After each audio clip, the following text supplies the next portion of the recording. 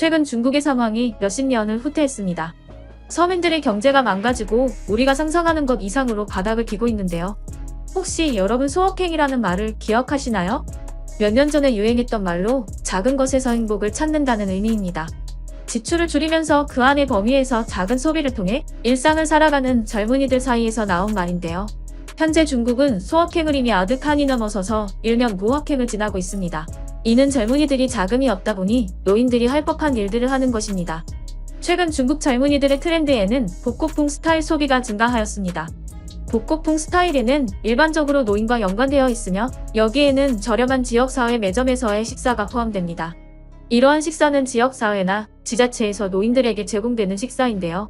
또한 노인들을 대상으로 만들어진 당일 여행 모임에 가입하는 청년들도 늘어나고 있습니다. 심지어 대학에서 노인들을 위해 개설한 강의에 젊은이들이 가입해 수업을 듣습니다. 이는 모두 저렴한 가격 때문에 몰리는 것입니다. Young people are getting increasingly creative about saving money.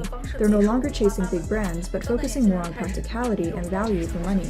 Instead of scrimping to splurge on luxury bags, they're now bragging to friends about how they save money. The reason young people are hesitant to spend, it boils down to the fact that money is hard to come by these days. 최근 중국의 언론사는 정저우에 있는 노인대학의 피아노 수업을 방문했습니다. 이곳에서 특이한 장면이 나오는데요.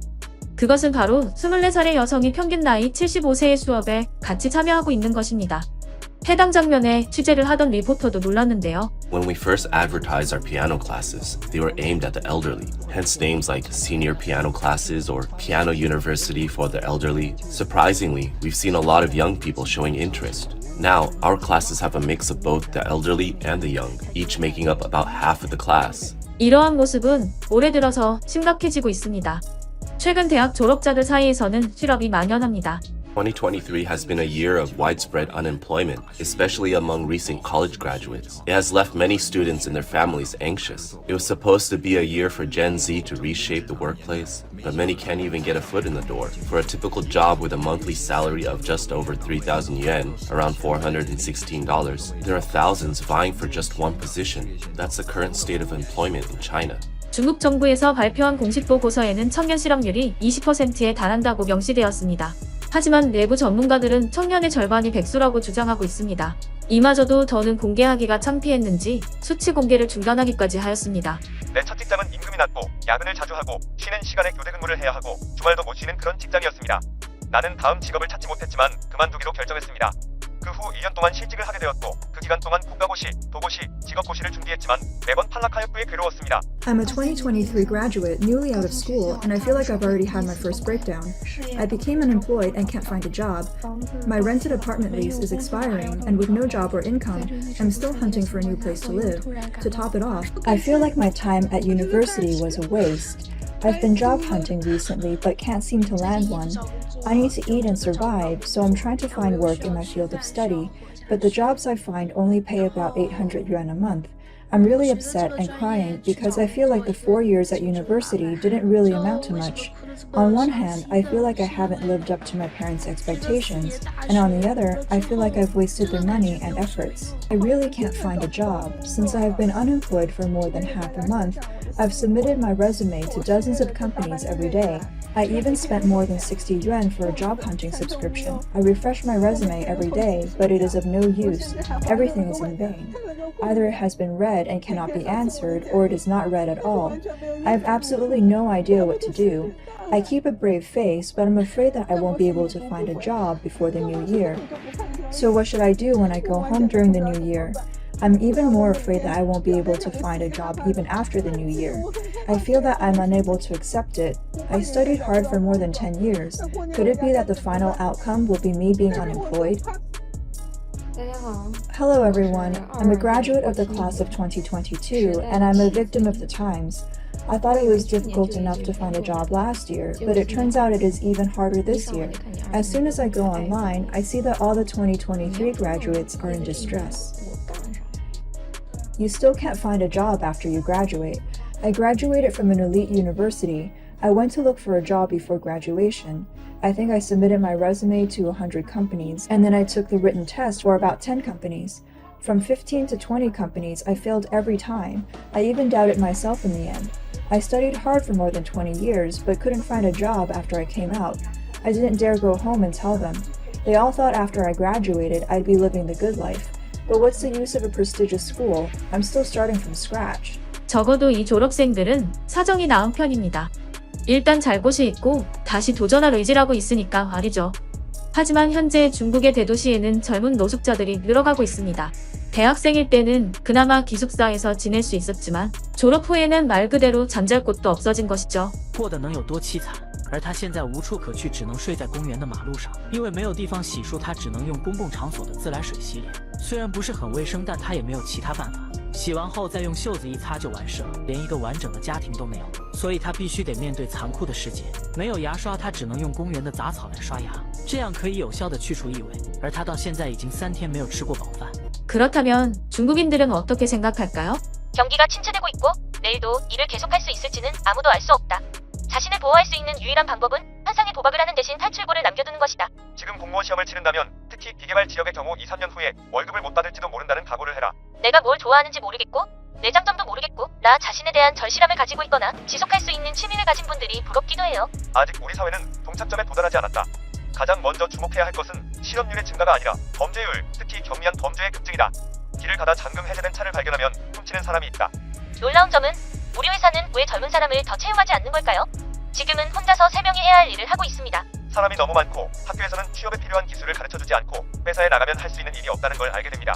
대학 교육을 개혁해야 합니다. 중국의 저 엄청난 인구가 정말로 손가락만 빠는 시대가 와버린 듯합니다. 오늘 제 영상이 마음에 드셨다면 주변에 공유해주시고 좋아요와 구독 부탁드립니다. 我的老公最好就是，不要小孩，因为我不喜欢生小孩，对我的身材有影响的。然后就是配置起码得5辆车吧，2辆劳斯莱斯，然后2辆法拉利，1辆低调一点，帕拉梅拉就够了。还有就是我们家是江西的，彩礼比较高，100万彩礼还是要的。哦，包括车和房啊。这种男的好找吗？好找啊，以我的姿色。 앞선 인터뷰 영상은 시골에 거주하는 중국 여자의 결혼 조건입니다. 현재 중국의 결혼 시장은 모순 그 자체입니다. 도시에서는 결혼하고 싶어하는 여자가 많은데 반면에 시골에서는 남자가 결혼하고 싶어하는 경우가 많습니다. 하지만 도시 여자가 시골 남자에 만족한다는 건 정말로 하늘의 별 따기죠. 告诉了，我就想给你。完了叫闺女，来叫咱俩说说话。闺女，倩倩来，你等会儿吧。完，闺女去，咱俩说说话，咱俩说说话，那个加个微信啊，这是我意思，这个是。你现在多大了19。19了。你有姐姐有哥哥吗？没有。我有个哥哥，有个弟弟，你我可以传。也行。俺哥哥也成年了，俺弟弟比我小个1岁，我20年，我跟俺爸跟那个大伙干活呢。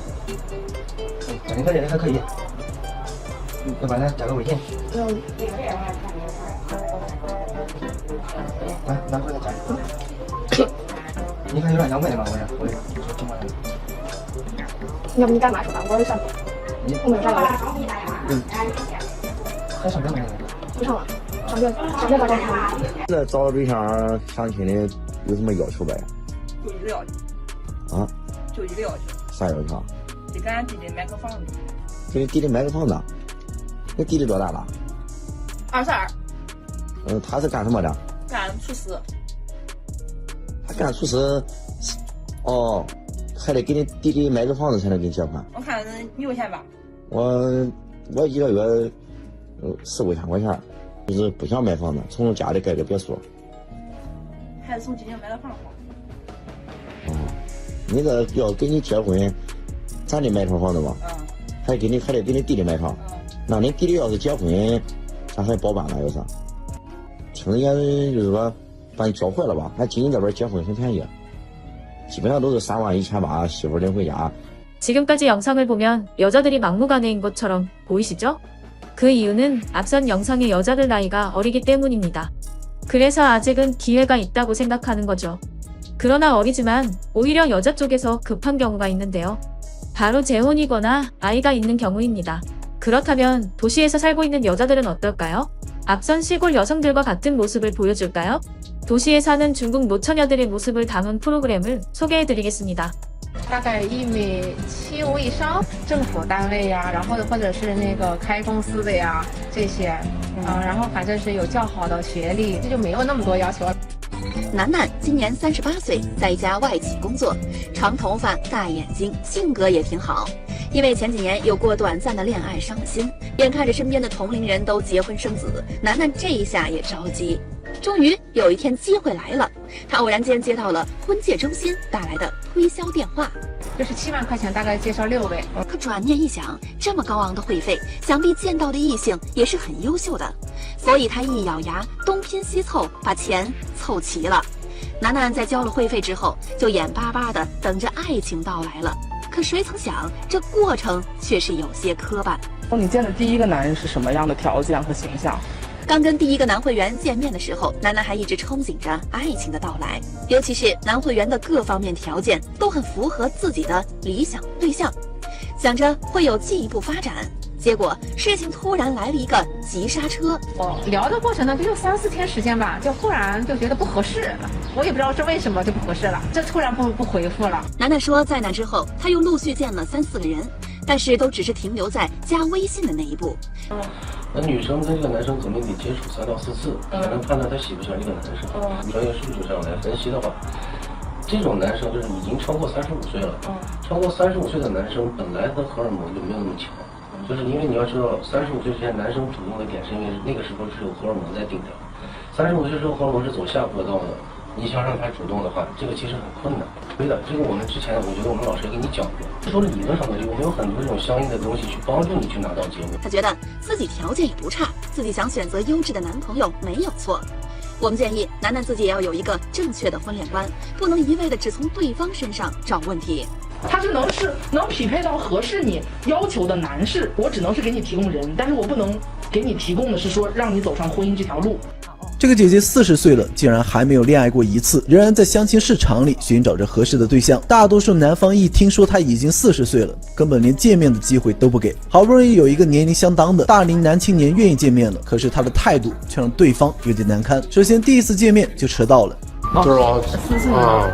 我这找了多久？你刚到吗？甚至都不愿意解释自己迟到的原因，而且在正面看到男方的长相后，他就再也不抬起头跟对方说话了。基本男方问他什么，他答什么。大姐对他不感兴趣，他压抑住了自己的脾气，可能要不是因为有镜头在，说不定会跟这个大姐吵一架。见男方离开，大姐也没有抬一下头。后来在接受采访时，大哥表示他第一次受到这种不礼貌的待遇，他表示称自己也是尊重红娘。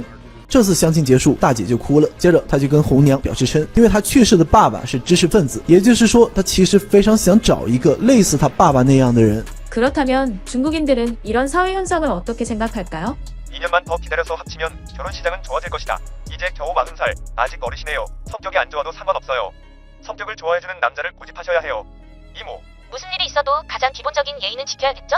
이런 행동이 소위 지식인 가문의 교육적 성취인가? 정말 웃기네요. 시골에는 소개팅이 많은데 소개비로 담배 한 갑을 가져오는 경우가 많습니다. 현지 중매인은 남자를 데려가 간단한 대화를 나눈 후 여자와 이야기를 나누도록 합니다. 타인에게 요구할 수는 있지만 자기 객관화가 되어야 하고 타인을 받아들일 수 없다고 느낀다면 그냥 혼자 살면서 남에게 해를 끼치지 마십시오. 저도 40살 여자인데 아직도 여기서 소원을 빌고 있어요. 할 일이 없으면 달에 소원을 빕니다. 이처럼 현재 중국은 도시와 시골의 상황이 정반대에 있습니다. 과연 중국의 미래는 어떻게 될까요? 여러분이 생각하실 때는 도시와 시골의 중국 여자 중에 어떤 쪽이 더 생각이 얕다고 생각하시나요? 그 이유를 댓글로 남겨주세요. 오늘 제 영상이 마음에 드셨다면 주변에 공유해주시고 좋아요와 구독 부탁합니다. 감사합니다.